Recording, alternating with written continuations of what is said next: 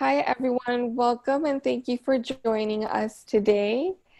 My name is Natalia Morrison, acupuncture physician here in Florida, and I am part of the FASOMA membership office team. And I'm excited today to bring you Mary Elizabeth Wakefield. She is going to be in town in Palm Beach at the end of October, hosting a 3-day constitutional facial acupuncture seminar, specifically bringing forward the new protocols.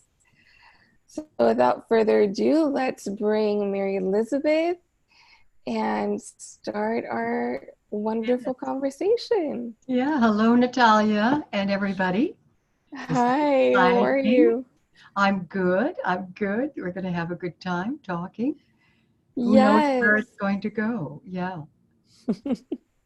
No. Thank you so much for being with me today. I'm just so thrilled to talk to you and to share this moment with you, and that you're going to be coming to Florida. I'm going to be there. I'm going to Yeah. learn from you. And Oh, you have this new book coming out next year where you're going to yeah. be talking about or sharing your knowledge about sound therapy in conjunction with constitutional facial acupuncture, correct? Right. Actually, my book, Constitutional Facial Acupuncture, Elsevier, UK, talks about only needling and using the origin insertion of the muscles, and it has a lot of philosophy in it as well. It is, and then the second book is the Vibrational Acupuncture, Integrating Tuning Force with Needles, which will be published in March 2020. And I'm co-authoring that with my partner, Michelangelo, who's my partner in life as well. Wonderful. Yeah. So tell us a little bit about your journey with vibrational healing. Hmm. Well, I've been a musician all my life, a singer. I grew up in the Midwest where they had a lot of damp weather, and I was one of those allergy babies, and in the midst of wheezing and hacking, every time I would hear music, I would sing and dance. And then later I became a flutist, and played in orchestras, and ended up my first career and still singing as a professional opera singer. And so was Michelangelo. We met singing opera years ago at a big festival. Oh, So wonderful. the sound is very important to me. And we both in 2003 went and visited the ladies up in New Mexico, north of Taos, in Llano de San Juan, the Acutonics people. And we then got introduced into the tuning forks based on Chinese medicine, using that meridians and points of Chinese medicine and acupuncture on the body. And then from there, all the creativity started. It was always there before, but to be able to use sound and color and light and gems and the freedom to do that was beautiful. And the regulatory bodies, including California, have finally, and NCCOM okayed this kind of work because it's all based on Chinese medicine. And Wow. yeah, and I gather you work a lot with color and healing. Yes, I do. So I incorporate in my practice tuning forks, the monochord, Hmm. and I use a color light system called Lumalights. I've heard of it. So Yeah. yes, and I really like it because the filter is also embedded with gemstones, Oh, which beautiful. you talk about with your products. Exactly. And it's amazing to see how people, whether they have knowledge of sound and color or not, or even if they Hmm. believe in it or Hmm. not, Hmm. there's always a shift. I agree There's with you. always a change. There's always a shift with sound because it goes to the level of the water element and the kidney, and it vibrates through the water in the body and the bones. So you have that essence, that jing that's constantly being um, supported. And flowing with the waves of the sound. And I think it's amazing because people relax and they go to a deeper level. So that allows for the healing process to happen. I know you know Yes. that. Yeah. Yes. Yeah, and needles too, integrating them, they're both an interesting concept. You've got Venus, the more the Venusian energy with the water element, with working with sound and the waves, and then Mars is more the needle. It's more invasive, and yet it actually supports the immune system. So the combination of Mars and Venus is an amazing combination of yin and yang and male and female. So you've got both the polarities that you're working with and in different ways. So that will be looked at in that book coming out, Vibrational Acupuncture. But in the meantime, we will be learning the constitutional facial acupuncture and in Palm Beach, the 25th through 27th of October. And that is also wonderful because I really talk about the Shen leading the Qi. And what I do differently, I think differently than maybe some other teachers, is that I emphasize the transformative level of, of, of the treatments. In other words, the Shen leads the Qi. So you have that whole idea of spirit thought leading the Qi, which actually moves the muscles of the face, which are the most emotive part of the body. And in that place, when you're needling and working with people, and their emotions frozen, let's say in the third eye area here, that Botoxed area that everybody has, that's how it started. It really, in Chinese medicine and physiognomy, has to do with, this one line here, it has to do with internalized anger and frustration. And it can be always be old. And as you needle that or work with that, there is a shift and an opening. Emotions release, and people are able to shift even down to the DNA level. So. Wow, that's amazing. Now, would that be the same for people that have the two frown lines? Because I'm one of them. Oh, yeah, me too. Me too. I can't see yours though. I mean, it's not noticeable. Is mine? No, it's No, not. there's nothing wrong with it. Oh, that's so good. The liver belongs to that one line, an internalized anger, but two lines, usually the person who started with one line often can develop two lines when they find their own power in their voice and they start to let people know how they feel about things. They speak out. Suddenly the throat chakra is open and connected to the third eye, the yin tongue, and people are able to say, I didn't like that, or this upset me, this frustrated me. And it has to do with the yang organ, which is the gallbladder. So the gallbladder, there's an ability to make more decisions. Yeah. So yes, we both have those. You're outspoken. I can see that. Yeah. I've always been accused of being very opinionated. So, but I You can call say that that, creative. Yeah. yeah, What were you thinking going to say? outside the box. Exactly. Exactly, you do. So we're looking at that in Palm Beach with amazing constitutional protocols, the Jing, Ying, and Wei, and we're going to be looking at the 8 extraordinary meridians and special ways of working with them. Prenatal Qi, then we're going to the postnatal, the Ying postnatal Qi, and we're working with TCM as well as Vietnamese protocols, Japanese protocols, and protocols I've created that they've probably never seen before. And then the way, of course, we're working with releasing the exterior. We're working with something called the, what is it called? The waist syndrome? Yeah, shifting waist syndrome. We're going to be working with the Wakefield point and also with releasing the shoulders and the what is it, Michael? Wandering skirt syndrome, that's the one I was talking about.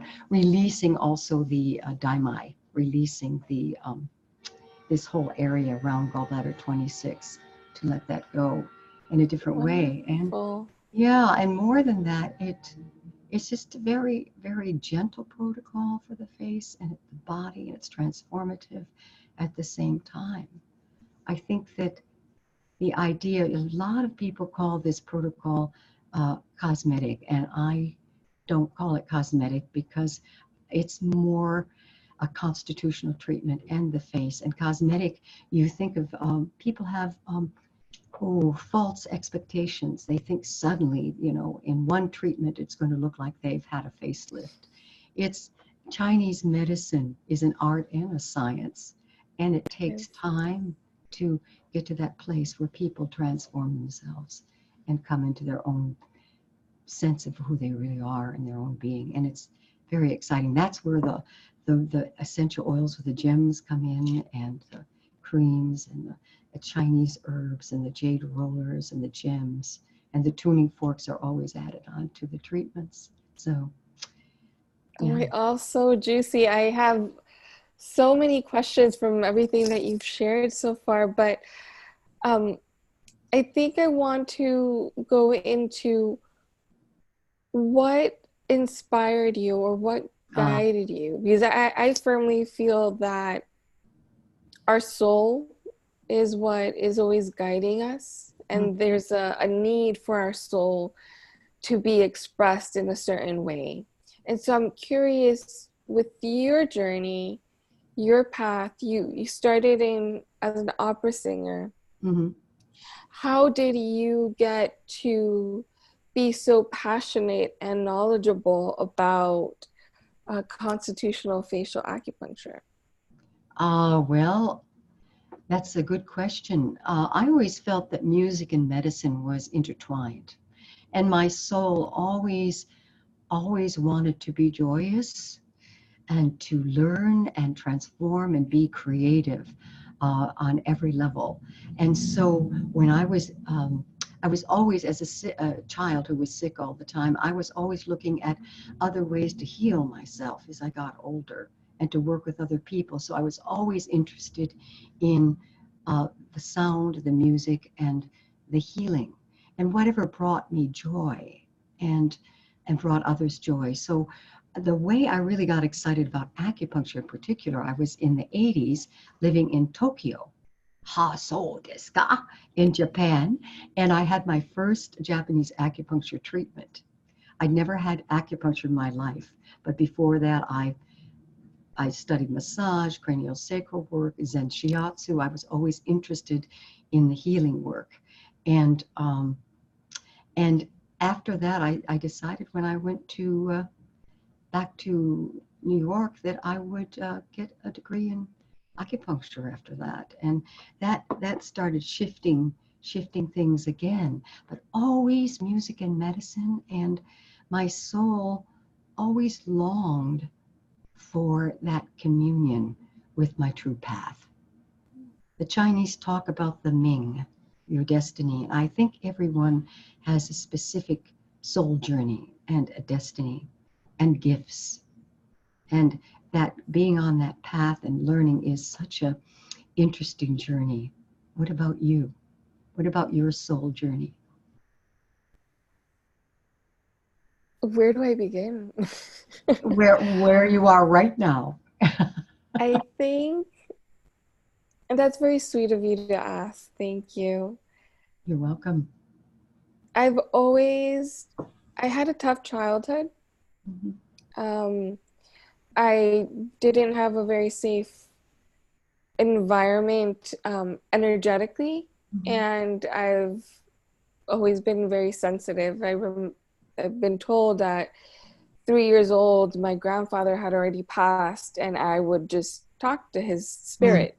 Mhm. And so I was just very sensitive. I'm also a Cancer, Scorpio rising, Mhm. and Ah, Pisces lunar. My Pisces or my moon is in Pisces. So I'm me. all water all over the place. So Oh, I yeah. am very, very sensitive. Mhm. And I always struggled with the physical reality that I was in. Mhm. So I was seeking to find the truth behind everything and the deeper meaning of everything, of life, of the universe, of our soul in the end of it all. God or the universe or oneness, whatever word Mhm. you choose. That But from a very unity. young Yeah. age, that's always attracted me, Mm-hmm. and I've always been very interested in it. And around 18, 19, I met an acupuncturist here in Miami Mm-hmm. who had just started to learn about Sufism. Ah, I love Sufi. Yes. Yes. And Yes. so I dove deep into that, and my practices have changed. I've never been good at anything. I wasn't ever a good Sufi. I never fasted, did Ramadan. I Yeah. never Yeah. prayed 5 times a day. I never went to church when, I was a kid. Anything that I'm told I have to do, I don't do. Well, that Um, makes sense. Nobody wants to be told what they have to do. No, nobody wants to be told. So no, your search is important, and it looks different yes, than other people's search for the meaning yes, of life yes. and So the that's how I started. divine. Go ahead. Yeah, no, that's just how I started, and from there I got into acupuncture school, and now I heavily meditate, or that's my medication. I heavily medicated this morning. Yeah. I highly prescribe that. That's a wonderful way to live one's life right in the morning before you start anything else. That for me is the best It way to is. go. Yes. Yeah. It is. It's a beautiful practice. Well, thank you. I appreciate your openness and willingness to allow yourself to be vulnerable and to speak about these things. That takes a lot of courage. I really Thank you. thank you for that. It helps to have someone that is authentic and listening authentically. I think that's something that we also struggle with in society. Oh, And I yes. see that, when a new practitioner starts working with clients or patients, the art of listening Mhm. is very important, but listening authentically. Exactly. And we just, in our new book, The Vibrational Acupuncture, there's a whole chapter on the eye versus the ear, receptivity versus judgment, and the ability to listen. And we do a lot of vibrational hara, and we talk about how the blind, the amas, the blind Japanese acupuncturists literally would listen with their hands, with their fingers, and were receptive to what the body is telling you and telling us. I actually, when I work with 8 extraordinary meridians, I ask people to work with the fascia and move the fascia and to listen to what their patient's body is telling them to do. Not, oh, you have to open with Chongmai. Maybe that's not it. Mm. What does their body want? What does their spirit want? Where are they? That takes a lot of, I think, being neutral and grounded and receptive as a practitioner. And I agree, everybody, it's important, for me at least, to have a practice to be able to be in that place. And I don't always behave myself. I'm very passionate and I could be very frustrated sometimes and angry but it don't stay there long. I don't stay there long. But I think the acceptance of being human and loving oneself and accepting oneself is very important. And as I get Yes. older, I am able to do that a bit more than when I was younger. I was a wild one. I was a wild one, not really wild, in a good way, always exploring. So I would very much, when we see each other, I would love to hear more about your color healing and how you work with receptivity and working with your patients. And we can talk about gems. And do you work with auras? I try not to. Um, I am very sensitive, so I do see. Mhm. I choose not to see right now Okay. because I'm already receiving so much information Mm-hmm. that it can be overstimulating Mm-hmm. for I me right see. now, because I also um, have had my journey with physical health the last couple of years. Mm-hmm. But You I need to think take it's care of beautiful. yourself. Yes. But tell me how you work with auras and gems. I Well, would love. I don't really work so much. I mean, I can sit down and give a healing and look at the chakras and the auras, but I agree with you. If I'm feeling ungrounded or a little off, I won't do that. But when I work with my patients, I usually have a knowing.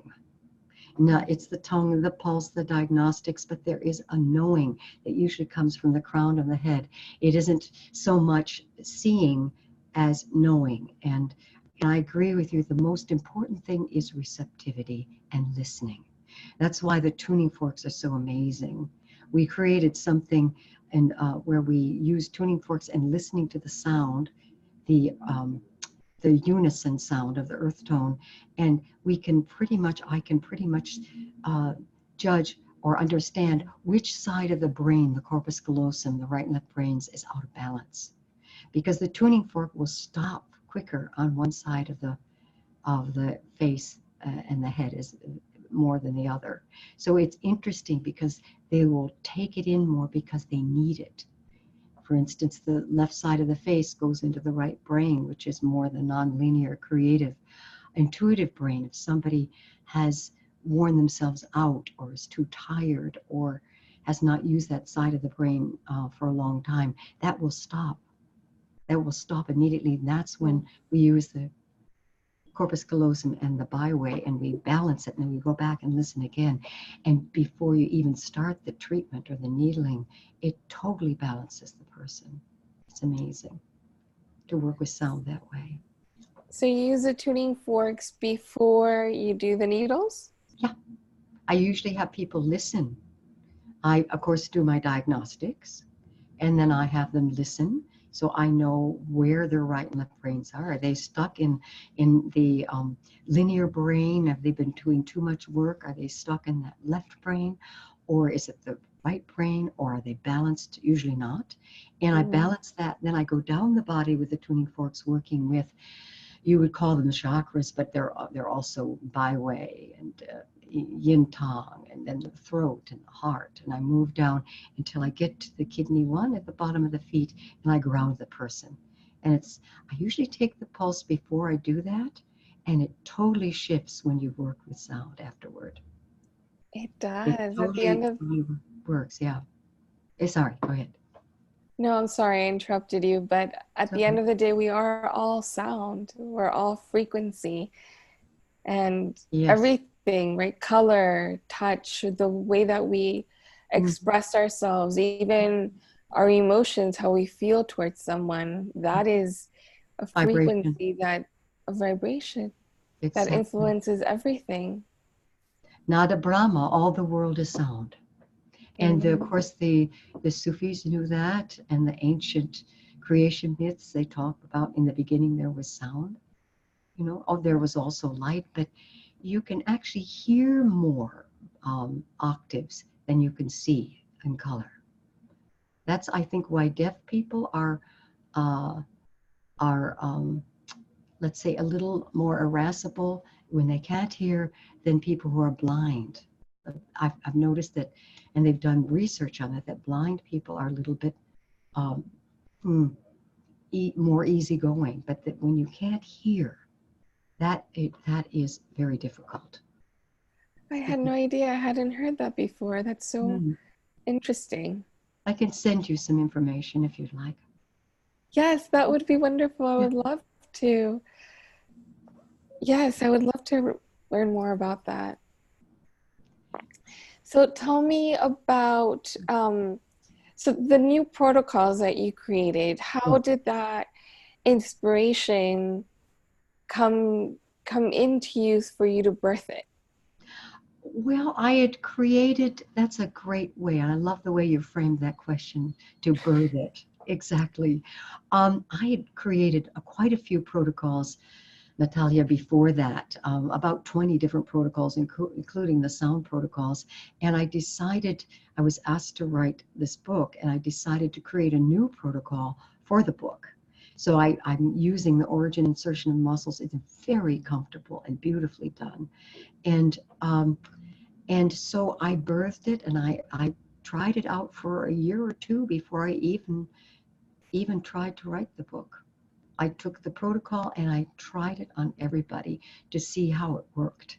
So it's kind of between, a more gentle protocol I've created and the motor point protocol, which is more intense. This is in between, very effective, very gentle, and you could see the difference right away, not only physically, but you feel it emotionally and spiritually, because you're working with that whole idea of the Shen and the spirit and the idea of emotions. I don't even know why women Botox their faces, because this it's I do understand, but it is, we are meant to be expressive beings, and that connects to our transformation and our souls. And I Yeah. think that looking like oh, I don't know, a force tool gale in a wind, where you have no facial expression, is frightening. And mothers Botoxing their faces and looking at their babies with no expression. It's, we're meant to express ourselves and to feel and to be joyful and to learn and to um, follow our passion. It's, being, anyway, so it's important to work with the face in a way that is transformative. I have so many wonderful stories, and maybe definitely at the seminar we can tell a few of those, of transformational moments. Not long stories, but just, it's important to, that's part of the giving, is to share what we've experienced in life and Yes. how people have shifted and changed, and the miracles that happen. The last time when we were at FSOMA, and last year, I believe it was last year, we did the scar therapy. The people we demonstrated upon, some of them had really transformative experiences. And to me, that's where the joy is, that people have a moment of transforming and opening up their emotions, and an aha, and releasing, or just saying yes, it, because we are alive. So live live seminars are so important, because the mentor, the teachers are there, and um, and you aren't only just watching somebody needle on a screen, and you can ask questions, but we're there to help people. So having the mentors, the teachers there, it's so important, because you learn more, and you don't say the same things. When you're each time, just like being, the difference between being on the stage or being in a movie, we don't necessarily have the same script, right? It's more spontaneous. It's planned, but it's more alive and spontaneous. I guess there's a feedback from the group of people there, and vice versa. Does that make sense? It There's does. mm, I see it as not mm. everyone can teach. Oh, that's for sure. I think it Yeah. requires a very special soul with a very unique structure of the mind in order to be a positive conduit of information from the universe. And so you're this antenna, this pillar of information, but there's a feedback that happens. So in a live class, which is Mhm. why I'm so excited Oh, to see good. you at the end of October, Yes, I'm but excited too. there's a feedback that happens. Everyone that is there is going to influence the way that you share information, and the things that come up and the stories that you are inspired to share, because it's tailored uniquely to that group of people. Hmm. Hmm. Well That is said. Well beautiful. said. Go ahead. You're not done yet. No, it's just beautiful. It's a beautiful Well, experience. I think that you expressed yourself beautifully, and I couldn't have said it better. And there, you're right. Not everyone is a teacher. I think you would be a very good teacher. No, No, no, well, you certainly express yourself beautifully. I thank think you. Michelangelo, my partner, is an amazing teacher too. And usually at the end, we just finished teaching at Yosan University in California. After 4 days and a certification, we stood up after those 4 days and we sang to them, two operatic voices, an incredible operatic tenor, and I'm a soprano. And we sang to them, and they just went wild. They didn't expect to receive that after 4 days, and it was just joyful. It was a That's so joyful moment. magical.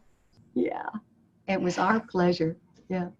Is Michelangelo available to pop onto the screen and say hi to Do the you want people? to, darling?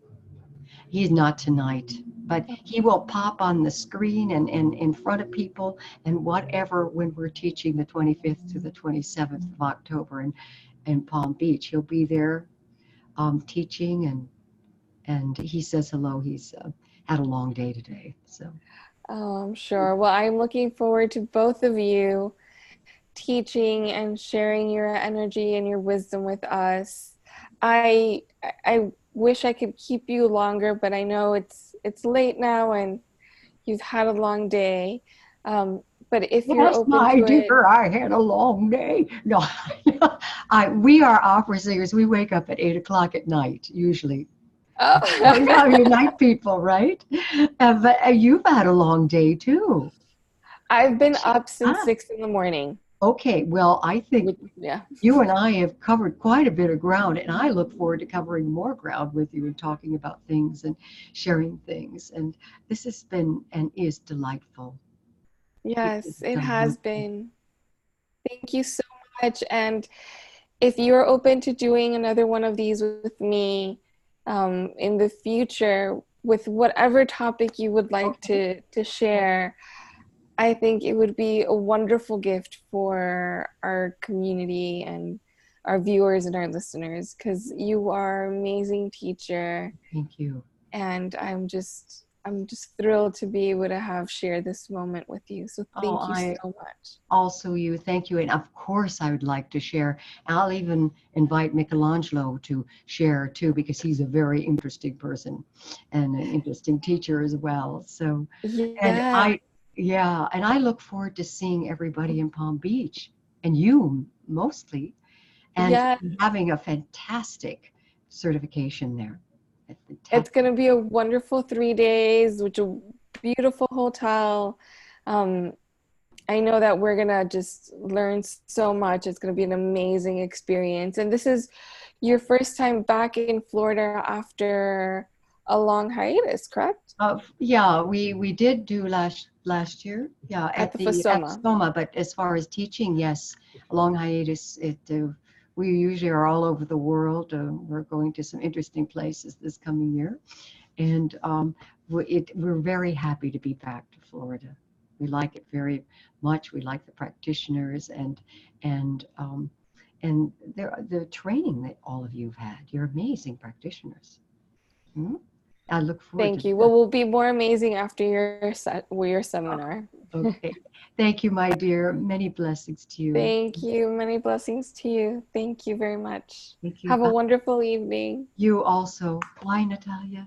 See you. Bye. And thank you Bye. everyone for joining us. Bye. See you there. Bye.